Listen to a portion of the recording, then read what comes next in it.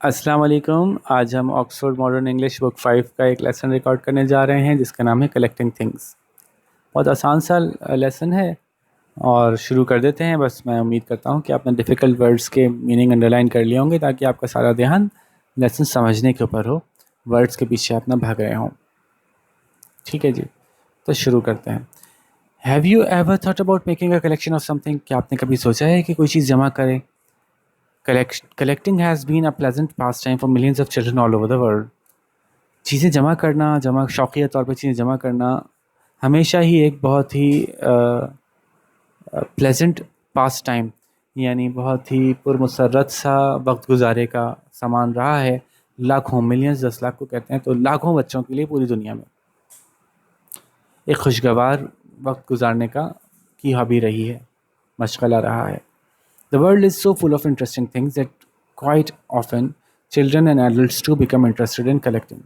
दुनिया इतनी भरी हुई है इतनी दिलचस्प चीज़ों से कि अक्सर ही बच्चे और कभी बड़े भी इस बारे में दिलचस्पी लेने लगते हैं कि वो चीज़ें जमा करें।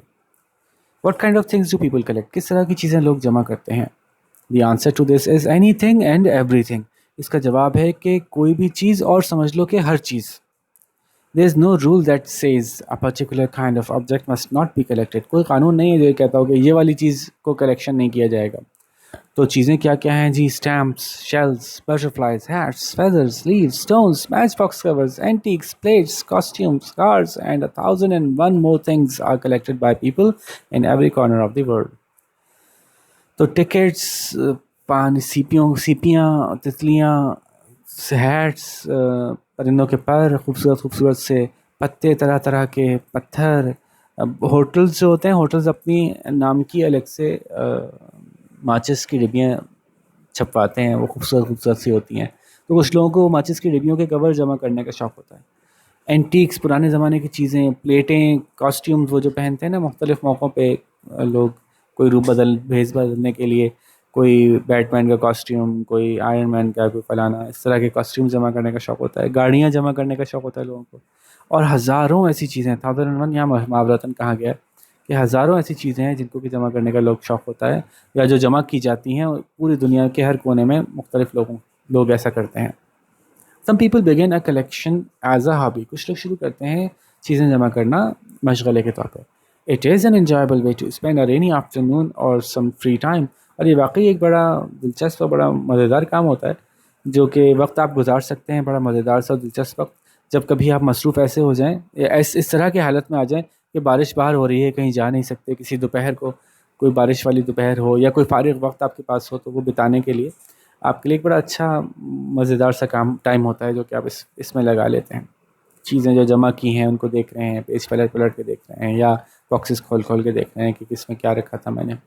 Quite often what starts off as a hobby or pastime, अक्सर ऐसा होता है कि जो चीज़ एक मशगले या वक्त गुजारे के साथ शुरू होती है, develops into a more serious study और इवन अ प्रोफेशन, तो वो बन जाती है आगे मज़ीद बड़ी सीरियस किस्म की रिसर्च करने लगते हैं लोग उसमें, या फिर अपना पेशा ही वैसा बना लेते हैं कि जिन चीज़ों का शौक़ बचपन में जमा करने का होता है उससे रिलेटेड।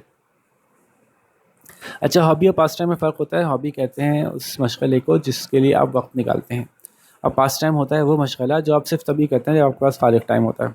ठीक है, तो hobby is more serious than a pass time.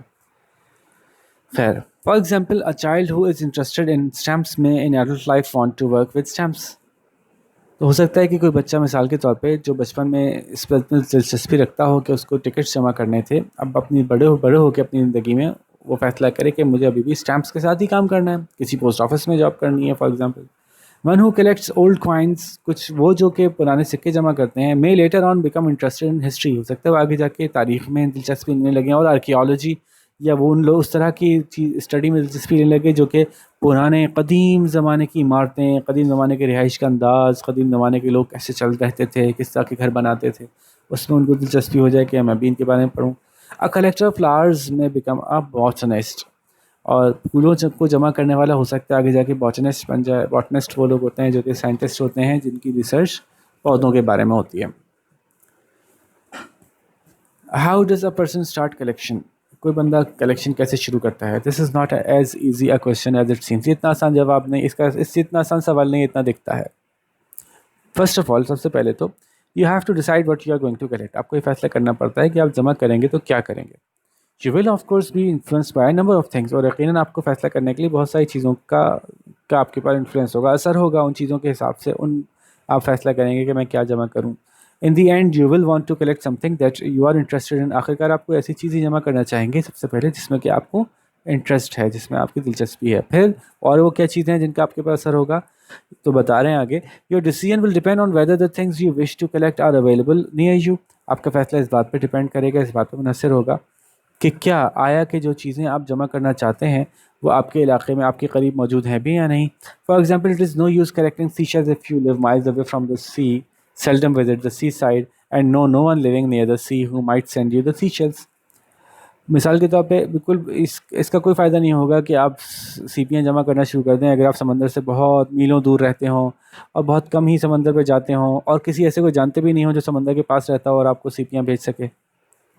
इसी तरह से it is no use collecting flowers if you seldom visit a garden और दी कंट्री साइड। फ़ायदा नहीं है आपको आप फूल जमा करें, क्योंकि कर ही नहीं सकेंगे अगर आप बहुत कभी कभार किसी बाग में जाते हों या देहात की तरफ, देहाती इलाकों में जाते हों, कंट्री साइड देहाती इलाके, गाँव वाँव टाइप की जगह। One of the reasons why stamp collecting was so popular is because stamps were easily obtained। एक वजह जिसकी वजह से स्टैम्प कलेक्टिंग इतना मशहूर हुआ था वो ये थी कि स्टैम्प्स आसानी से मुहैया हो जाते थे। अब ये तब की बात हो रही है जब लोग एक दूसरे को खूब ख़त लिखा करते थे। अब तो फ़ोन कॉल्स बहुत आसान सी सस्ती हो गई हैं, SMS हैं, मैसेजेस हैं, व्हाट्सएप है, ईमेल्स हैं। तो अब ख़त लिखने का रिवाज ऑलमोस्ट ख़त्म ही हो गया है, सिवाय इसके कि ऑफिशियली किसी को एक दूसरे को कोई डॉक्यूमेंट भिजवानी हो तो बिजनेसेस ख़त अब कुछ लिख लेते हैं, अदरवाइज़ लोग तो बहुत ही कम ख़त लिखते हैं। हाँ, कुछ लोग शौकिया ज़रूर ख़त लिखते हैं अभी भी। तो एक वजह जिसकी वजह से ये बहुत मशहूर हुआ उसकी वो ये थी कि स्टैम्प्स बहुत आसानी से मिल जाया करते थे। Most people had friends in distant places. बहुत अक्सर लोगों के दोस्त जानने वाले होते थे दूर दराज के इलाकों में। Who wrote letters to them, जो उनको ख़त लिखा करते थे। Quite often children became interested in writing to a pen friend. कभी कभी ऐसा भी, बल्कि अक्सर ऐसा भी होता था कि बच्चे इस बारे में दिलचस्पी लेते थे कि वो अपने किसी पेन फ्रेंड को ख़त लिख के। पेन फ्रेंड क्या होता है? A person whom they had never met and who lived in a foreign country। एक ऐसा इंसान जिससे उनकी कभी मुलाकात नहीं हुई थी और वो किसी दूर दराज मुल्क में रहता था। तो उसको ख़त कैसे लिखते थे? बाज़ औक़ात किसी रिसाले में या अखबार में लोग अपना छापते थे, ऐड लगाते थे कि जी हम पेन फ्रेंडशिप करना चाहते हैं, अगर कोई इंटरेस्टेड हो तो हमें ख़त लिखे, तो हम भी जवाब में ख़त लिखेंगे। फिर लोग बच्चे उसको पढ़ के फिर उनके नाम पे ख़त भेजा करते थे। तो when an envelope with a colorful stamp arrives in the post, you might say, जब कभी डाक के साथ आपके पास कोई बड़ा खूबसूरत सा एनवेलप, खूबसूरत सा स्टैम्प यानी टिकट आए जो कि एनवेलप पे लगा हुआ हो, तो हो सकता है कि आप ये कहें कि व्हाट अ लवली स्टैम्प, कितना प्यारा स्टैम्प है, कितना खूबसूरत है। It's a pity to throw it away, कितनी बुरी बात होगी कि मैं इसको फेंक दूँ। That stamp then becomes the first in your collection, और इस तरह से वो स्टैम्प आपकी कलेक्शन का पहला स्टैम्प बन जाता है।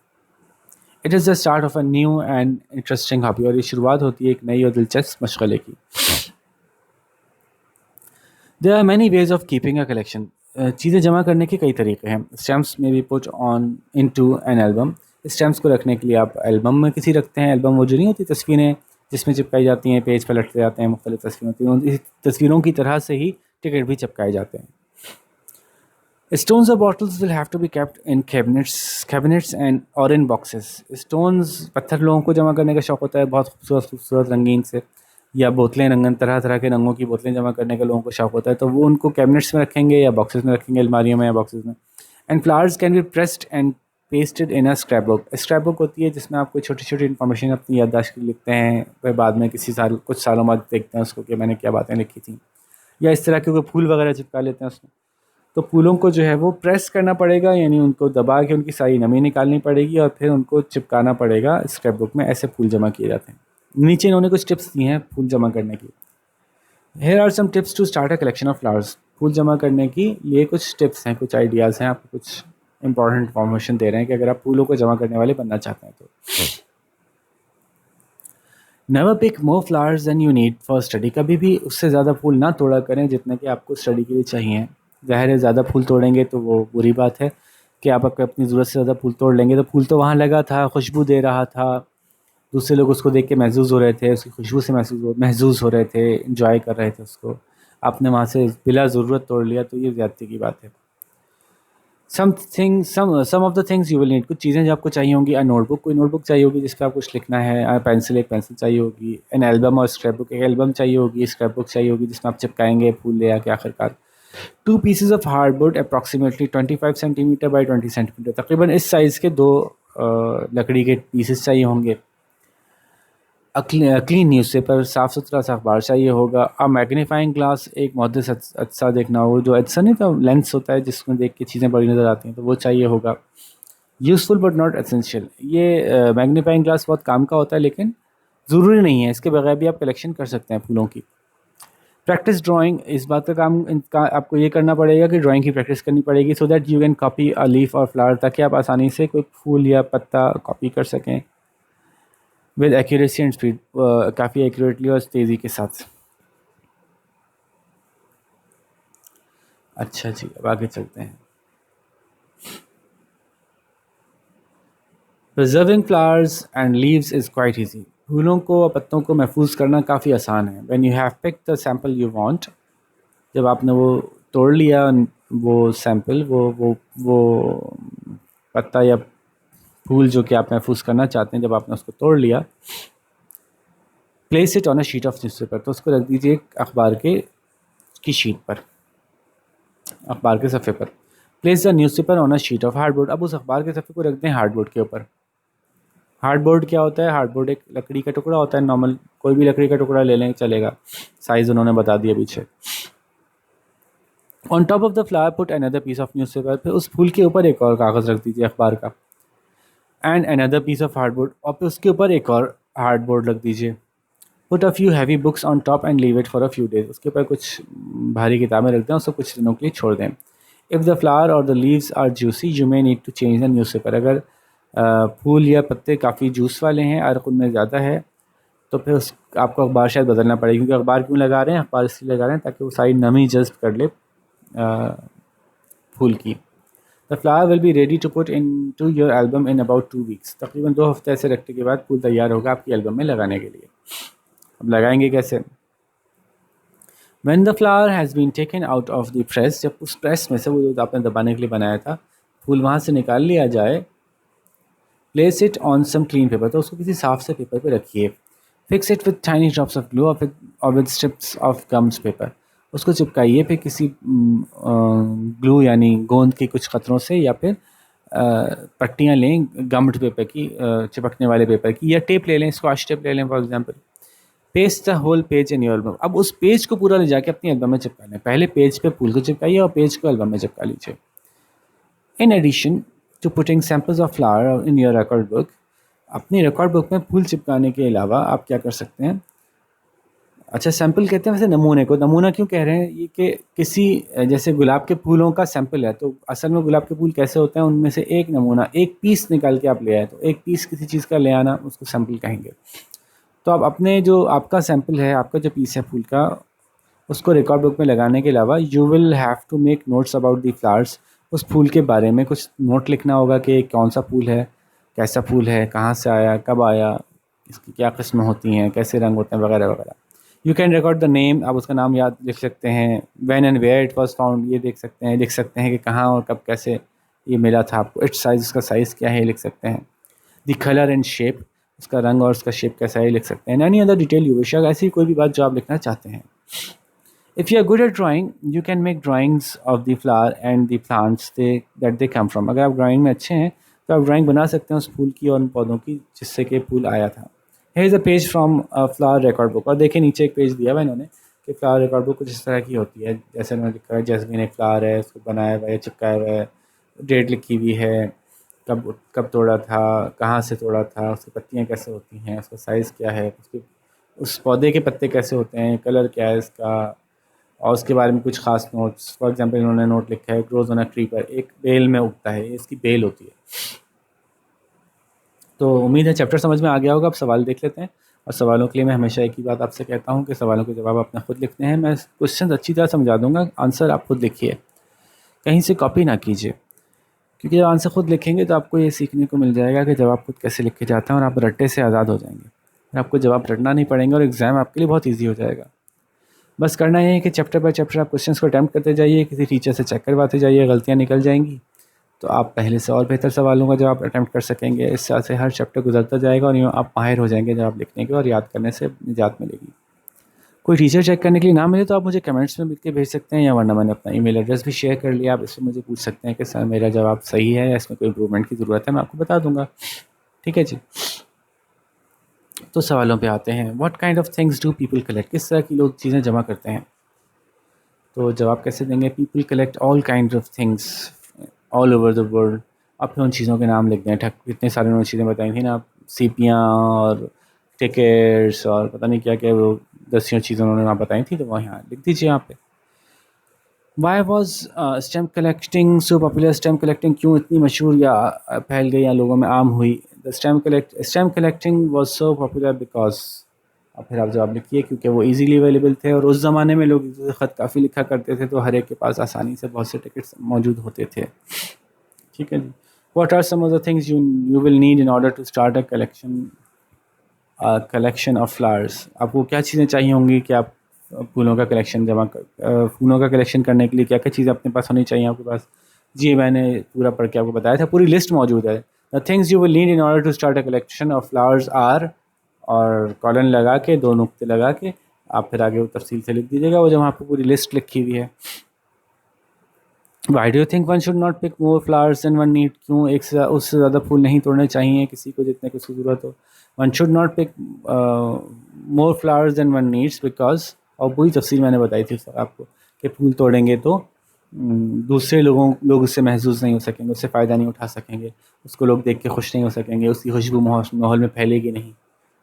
ठीक है जी। तो ये जो है वो क्रिमिनल होगा आपके लिए कि आप ऐसा करें, बुरी बात होगी मतलब। Why is a magnifying glass useful but not essential. Magnifying glass is useful because, पहले ये भी खाली यूज़फुल का बता दें क्यों, कि उसकी मदद से आप ज़्यादा डिटेल्स देख सकते हैं, ज़्यादा कलर्स को अंडरस्टैंड कर सकते हैं, फूल के फीचर्स को ज़्यादा अच्छी तरह से समझ सकते हैं। It is not essential because you can have a collection without having a magnifying glass. Magnifying glass के बगैर फूल जमा तो कर सकते हैं, इसलिए एसेंशियल नहीं है, ज़रूरी नहीं है। What are the details you could write in your note record book? पूरी बात पीछे लिखी हुई है। The details that you could write in your record book are, क्योंकि कि आप पूरी तफसील लिख सकते हैं, फूल का नाम, फूल के शक्ल, शेप, कब लिया था, कहाँ से लिया था, वगैरह वगैरह वगैरह सारी बातें पीछे मौजूद हैं। Why do you think newspaper is used in the flower press? आपके ख्याल से न्यूज़पेपर क्यों इस्तेमाल किया जाता है फ्लावर प्रेस जो आपने बनाया था उसमें? यही मैंने बताया था, newspaper is used in a flower press to absorb, ताकि वो जज्ब कर ले सारी नमी फूल की। अब आप देखें बात कैसे लिखते हैं, ऑलमोस्ट आधी से ज़्यादा तो मैं बता ही चुका हूँ।